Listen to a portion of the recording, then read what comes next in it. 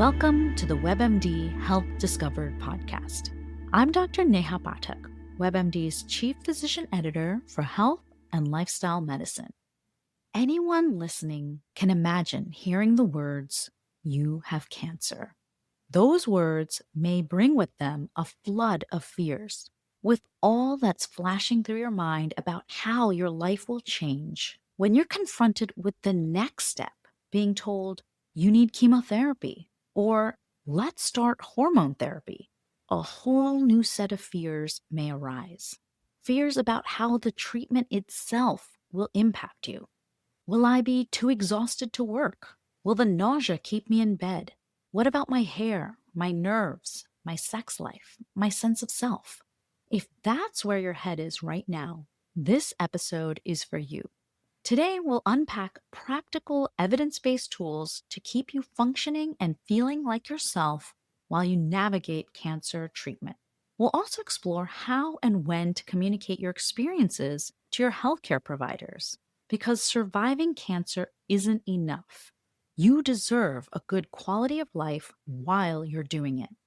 First, let me introduce my guest, Dr. Elizabeth Cathcart-Rake.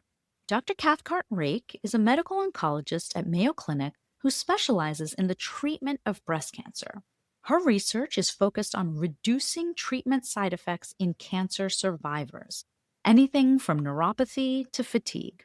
For example, she's currently leading a cooperative group trial that aims to reduce chemotherapy-induced peripheral neuropathy to improve quality of life. Welcome to the WebMD Health Discovered podcast. Thank you so much for having me. Before we jump into our very important discussion, I'd love to ask about your own health discovery as it relates to the work that you're doing, the research you're doing. What questions, what issues did you see in your own patients that led you down this path? That's such a great question. I think we all have this why in us as far as why we get involved. I started my journey as a medical resident at the VA. And so I saw day to day the side effects that come from cancer treatments, particularly in the veteran population. And neuropathy was such a huge issue among my patients. And a number of them had a lot of risk factors for neuropathy as well, with unfortunately things like diabetes in the background. And I felt as a resident that I didn't have a lot of training as far as how to manage these side effects. And I felt like, when I'm an oncologist, these are answers I'm going to be able to have. I'm going to be able to be armed with all of these tools to try to help prevent these things and treat them. And then as I became a fellow, I continued to have these questions, realizing that there has been some really wonderful pioneering work as far as prevention and treatment of the side effects of treatment like neuropathy. But also there's a number of things that we can continue to move the needle forward and help research and help patients live better with side effects from treatment, and neuropathy is one of those areas. So it continues to keep me motivated to try to help folks feel as good as they can going through some of the treatments that we're recommending. And with the changes in treatments that we have now that help people live longer and live better, we also are coming up with new side effects sometimes as well. So this is an ever-growing field. Our job is to try to help patients as much as we can.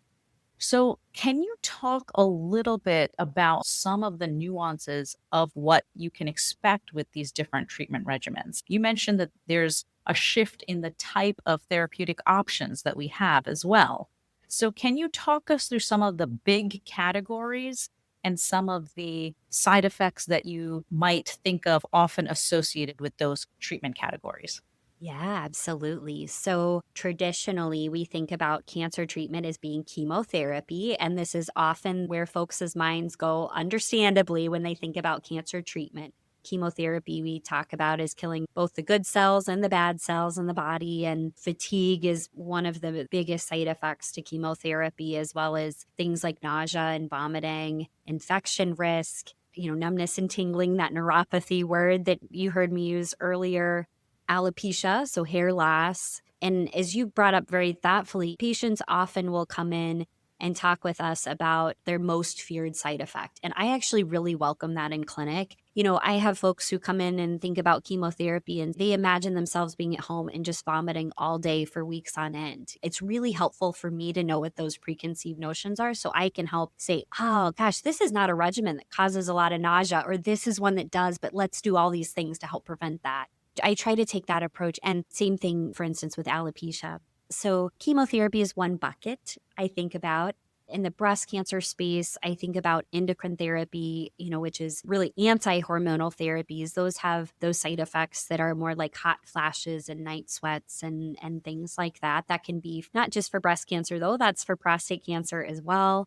Then we think about targeted therapies. So therapies that are directly targeted towards a specific aspect of the cancer, kind of like a lock and key, turn that cancer off. And those have a really wide range of side effects to them. We think about skin side effects. So rashes, we often see a little bit more in those. Sometimes folks have some nausea with those, but it's maybe more like a reflux type feeling or a sick stomach type feeling, maybe a little different than a chemotherapy side effect. And then we have the bucket of medicines called immunotherapies, which really are using the body's immune system to kind of ramp up and notice that the cancer is not supposed to be there in the body and fight off the cancer as well. And that's a whole different bucket of side effects. Those are our immune related toxicities that are just over or activation of the immune system. And that's we often refer to as the itises, pneumonitis, adrenalitis, hypophysitis, which is just inflammation. So you can have inflammation in a number of different areas in the body that may cause side effects associated with that part of the body. So pneumonitis is the lungs, and you have inflammation in the lungs, and you can have shortness of breath or cough. So there's a number of different side effects depending on what kind of medicines you have. And then this list of type of medicines is growing, which again is wonderful in the cancer therapeutics world, but poses new challenges as far as being able to identify side effects. So there's a group of medicines now, the antibody drug conjugates, and those are kind of chemotherapy-like, where we're actually able to deliver chemotherapy more targeted to the cancer cell. And it's kind of a mix then of chemo and targeted therapy. And those medicines may have their own side effects as well. So we may see some more traditional chemotherapy side effects, but we might see some things like pneumonitis, for instance. What really struck me as you were talking is that there's such a broad array of treatment options, and there may be multiple treatment options that are going to be used at once. What really also struck me is when you said that you want to know what your patient is most concerned about as it relates to those side effects so that you can help them talk through those concerns. That really is just such an important point, because I think often patients are again struggling with the big C, that word, and they just feel like, well, they have to undergo this treatment regimen in order to address that. And then all of these side effects are then just secondary, and they're just going to have to potentially push through or deal with these side effects. So, how do you start this conversation? How do you advise your patients to start this conversation, whether their concern is about a physical side effect, their mental health, the emotional toll that this diagnosis has taken on them, sexual side effects, financial well being? There's a whole array of how someone might be feeling. So, how do you suggest someone kicks off this conversation? So it's individualized. There's not one right or wrong way to do this. I think maybe the only wrong way to do this is not to talk about it, because it's so important to have an open line of communication with your treatment team. You mentioned so much, and I think that's because this is such a significant conversation that we have, and that it can't be all accomplished in one visit. And so I think that's the first takeaway, is that I wouldn't expect to have all your questions listed and all of them perfectly answered, everything addressed in that first visit. I would try to take that first visit to get just a general kind of overview, understanding of the cancer, understanding of the treatment options, if there are options, or the treatment recommendation. And then make sure there's a follow-up visit scheduled in short order, or at the very least, a way to communicate with your team to kind of regroup, answer questions, and talk more in detail about side effects, because this is just too much to tackle, I think, for any person, including an oncologist, in one visit. And then I think prioritization is really helpful as well, is making sure the clinician and the treatment team know what the patient is most concerned about is incredibly important, because that's a really good starting point talking about side effects and breaking up side effects into smaller categories. So, what's most likely? What are most patients experience in the midst of this? And then what's uncommon but really serious? And then is there anything else that I should be aware of? So I think kind of breaking it up into these buckets of what's a general expectation? How am I going to feel? Can I work? What's the most common side effects in one bucket? And then the second bucket being what's rare, but what do I need to know? Just because I might see that out there that's this rare but serious side effect. And then are there any other considerations that just in experience a clinician may know to be able to share? There's two things that stand out to me in what you just said. Number one is that this is going to be an ongoing process. So, expectation management around just knowing who is on your team, how do you connect with them as questions come up, and recognizing in yourself, some of us are better at asking questions, and some of us don't say anything and then process afterwards and may feel like, oh, this is going to be burdensome for the person I'm with. So I don't want Mhm. to ask this question. So, really kind of interrogating yourself and how you generally interact, and then maybe figuring out a way of making sure that your questions get addressed over time. And then I love your framework, really makes so much sense for triaging the questions that you have around a particular treatment. Let's move on to some of these very common side effects, or at least the side effects that patients are commonly concerned about. You mentioned nausea, vomiting as frequent side effects, and that there are treatment options that might be available to people where if this might be the predominant side effect of the regimen that they're going to be on. So, can you talk us through how you talk to your patients about that and what potential treatment options are? Yeah, I do think there are some folks that seem to be a little more prone to nausea, and some folks are a little less prone. It's always hard to know that, but I'd say patients typically know themselves really well. And I've had folks come to me and say, I get really nauseous, or I have migraines and I get nausea with that. I just seem to be somebody where that's a more common thing. And in folks like that, it may not necessarily mean I adjust their medicines, but I may upfront, and certainly just want to have very close follow up of that nausea moving forward after we start treatment. The other thing is with anybody, I think one of the most important things is for folks to have a plan A, B, and C, and this is when you call. Many of our treatments do cause some nausea, especially the chemotherapies. But if somebody is vomiting, that's actually pretty rare, and I want to know about it. I think that's different from cancer type to cancer type, cancer center to cancer center, but I will always give folks the recommendation of, if you're feeling a little nauseous and your medicines are managing it, that's fine. Keep moving forward. You don't ever hesitate to reach out. But if you're vomiting, actively vomiting in spite of what we're doing, I want to know about. So having that framework, I think, can be really helpful. I try to give folks a sense of how much nausea they'll have, but again, that's hard to predict. I think the most important thing is giving a plan if they do have nausea and especially vomiting. We give pre medicines before any of especially the IV chemotherapies are given. And so if it's a medicine that's given in the chemotherapy unit or the infusion unit, they will often have medicines before that even starts, sometimes even some oral medicines. And then they'll have medicines to take at the first sign of nausea or vomiting. And often the earlier that these medicines are taken, the more effective. So I always recommend that folks don't hold out on taking them. Don't try to tough it out. If you feel like you're getting nauseous, just take them.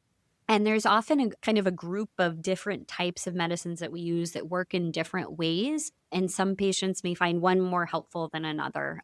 There's one, for instance, that seems to really help with nausea, but may cause a headache, for instance, or may cause some constipation. And so that may be a really good choice for somebody with diarrhea. It may be less of a good choice with somebody who has prone to headaches.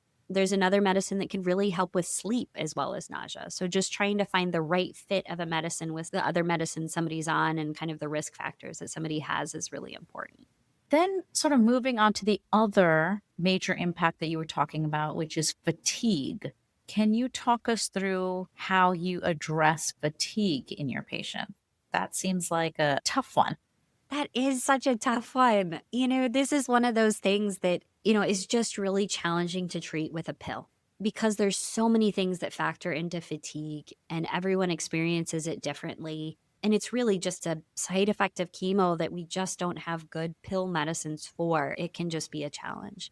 I think trying to set as best expectations as possible about how this will go is important. And the reason I say that is just, having met patients throughout my career, a number of folks are afraid or don't want to ask for help. They're used to being the caregiver for everyone around them.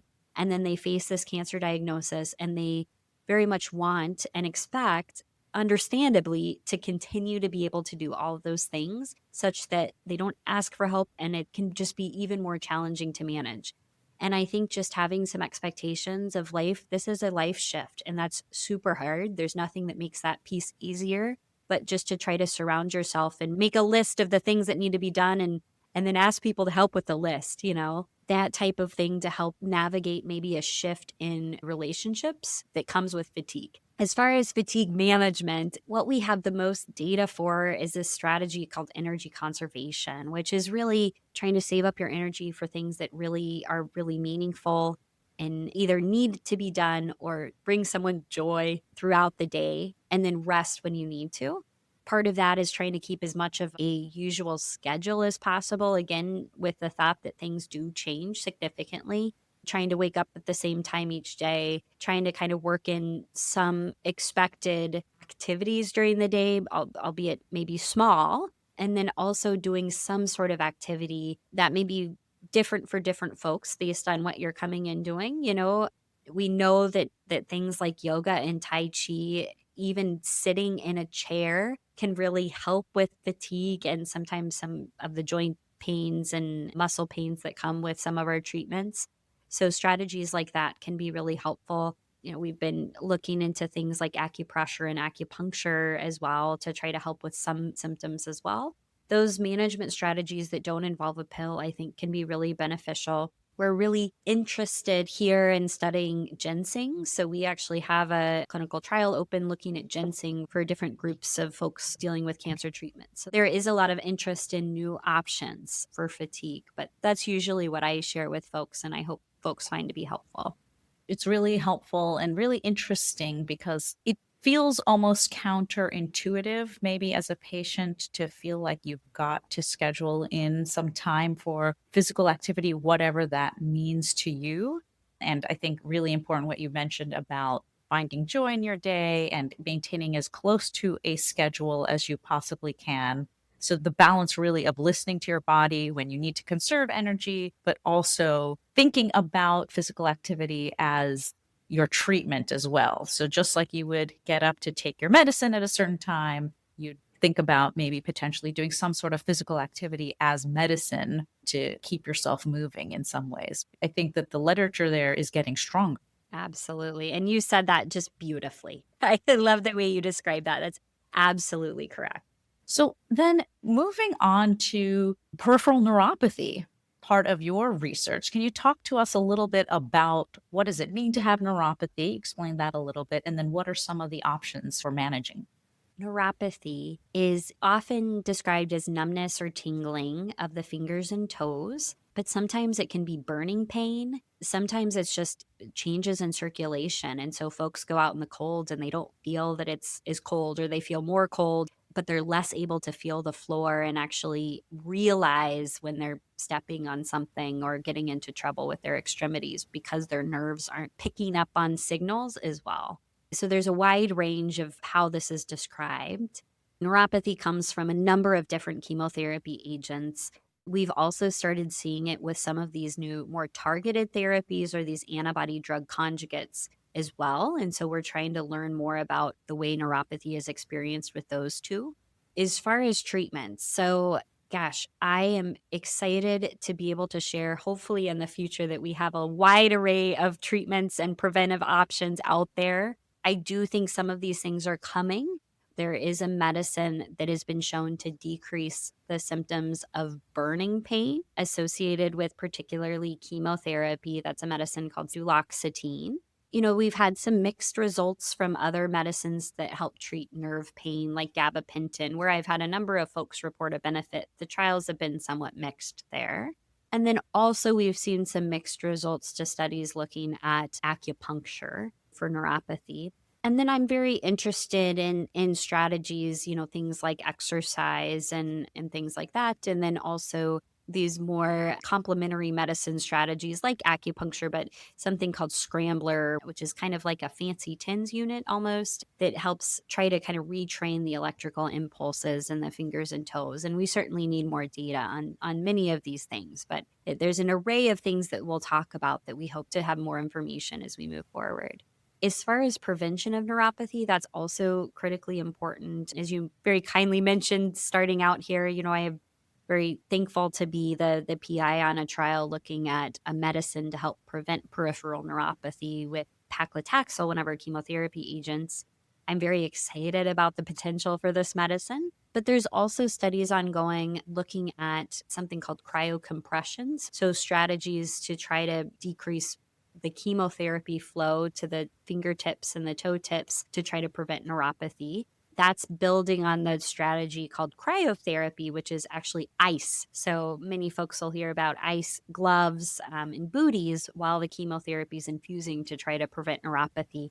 This is kind of taking that a step further and actually using a device to compress the hands and the feet in addition to that to try to minimize neuropathy as well. So there's a number of different strategies that we're excited about that might help with neuropathy prevention or treatment. It's just trying to get more data and try to build our database of options for folks. That's really interesting because, the other question I was going to ask you about, where I know cooling has some benefits, is hair loss and hair thinning. So, can you talk to us a little bit about strategies to address those risks? Absolutely. Yes. So we see hair loss and hair thinning, certainly with traditional chemotherapies, but also with some of the newer agents and some of the targeted therapies, even we're seeing some significant hair thinning too. And so just warrants a lot of further questions to your clinician, but also some management strategies. So during chemotherapy, cold capping, which is just a cold cap that's actually fitted to your head, can help hair loss and hair thinning related to chemotherapy. The absolute benefit of it differs from chemotherapy agent to chemotherapy agent and actually somebody's hair texture to begin with and the duration of the cooling, but we do see significant benefits to that. And that can be purchased sometimes with the support or help of an infusion center. Folks can also get information from it online or actually even purchase it themselves online. There's the Rapunzel Project and hairtostay.org have a number of good tips for folks. That's definitely an option. And then there's a lot of interest in medicines to be able to help and treat hair loss and hair thinning from targeted therapies, things like minoxidil, which is in a topical form, but there's also interest in looking into pill form for that as well, and trial of that and is well open. So there's options no matter what folks are thinking about or going through. If hair loss or hair thinning is a potential, it's just trying to wade through what might make the most sense. And then I wanted to ask you about one that I wasn't familiar with, but I hear is more common than people recognize: nasal vestibulitis. Can you talk to us a little bit about that side effect? This is a side effect that is really significant. I think this is one of the things that I've published on that I've had the most patient engagement on because it's not talked about much. And it's one of those things that I think kind of gets poo pooed in an unfair way. Folks just can have some discomfort in their nose, dryness, crusting, scabbing, even runny nose, and it's related to the chemotherapy. So we've seen it especially to taxanes, although I've seen it in practice related to other things as well. And it's just one of those side effects that, on top of everything else, can just be such a problem as far as quality of life. It just builds, it builds over time. We actually did a natural history study. We saw over 70% of folks on taxanes got this side effect. And then there's actually a nasal spray that works. We know it seems like saline spray may help, but there's a rose geranium and sesame oil nasal spray that can be compounded that decreases symptoms too. It's one of those little known side effects that I do think treating and being proactive about can really help someone live better in the midst of everything they're going through. This has been really informative. I really want to thank you so much, because I think a lot of what we talked about are concerns that so many patients I know, friends I know, that are recently diagnosed or are potentially going to be going through this treatment are really concerned about, but also don't necessarily talk to their oncologists or their teams about. We didn't cover everything. There are, as we talked about in the beginning, sexual health side effects, financial, mental health, so many things. And I think if nothing else, I hope people take away that all of this should be addressed with your team, even if it has to happen slowly over time. Absolutely. And I completely agree. I hope that's the biggest takeaway is if you're concerned about something, bring it up. I think the sexual health side effects, especially, could be its own episode. And I'd love to go into that too, because that's so critical. I hope folks feel comfortable bringing it up. And our job is to try to help. Are there any resources that you want to make sure our listeners are aware of so that they can go there to educate themselves more? There's a number of really great websites out there. Often they're put out kind of by the major cancer centers. I am from Mayo, so the Mayo Clinic resources I do think are nice as far as side effects. Cleveland Clinic, Sloan Kettering, and MD Anderson, among many others, have really solid resources out there. The American Society of Clinical Oncology has really nice resources, as does American Cancer Society. And there's a number of very specific supportive care materials for folks through those organizations that can be really tailored. Thank you. And any final thoughts on something I didn't ask you about that you want to make sure we share with our audience? Gosh, it's just been such a pleasure to get a chance to talk with you. And I think the best take home point you made, which is please be proactive in bringing up any questions or concerns, and don't hesitate to have a few touch points with your clinical teams to make sure that your needs are heard and wishes are met and your questions are answered as you get started. Thank you so much for being with us today. My key takeaways from this discussion are that cancer care isn't just about the treatments you'll undergo to treat the cancer itself. It's about preserving the quality of life that happens between appointments. Today, we heard practical ways to navigate some of the side effects of treatment, but the overarching prescription is communication. The conversation around treatment side effects will rarely fit into a single office visit. So build a relationship with your oncology team. Identify the symptoms you fear most, the symptoms that are most likely, and the symptoms that are the most dangerous. Set expectations early and schedule follow up visits to revisit new concerns. It's also important to use reputable resources and bring what you learn back to your clinicians. With ever expanding therapies and trials aimed at prevention, living well during and after treatment is no longer a luxury. It's an essential part of cancer care. Speak up, stay curious, and let your cancer team know exactly what better looks like for you. To find out more information about Dr. Elizabeth Cathcart-Rake and her work, make sure to check out our show notes. Thank you so much for listening. Please take a moment to follow, rate, and review this podcast on your favorite listening platform. If you'd like to send me an email about topics you're interested in or questions for future guests, please send me a note at webmdpodcast@webmd.net. This is Dr. Neha Pathak for the WebMD Health Discovered podcast.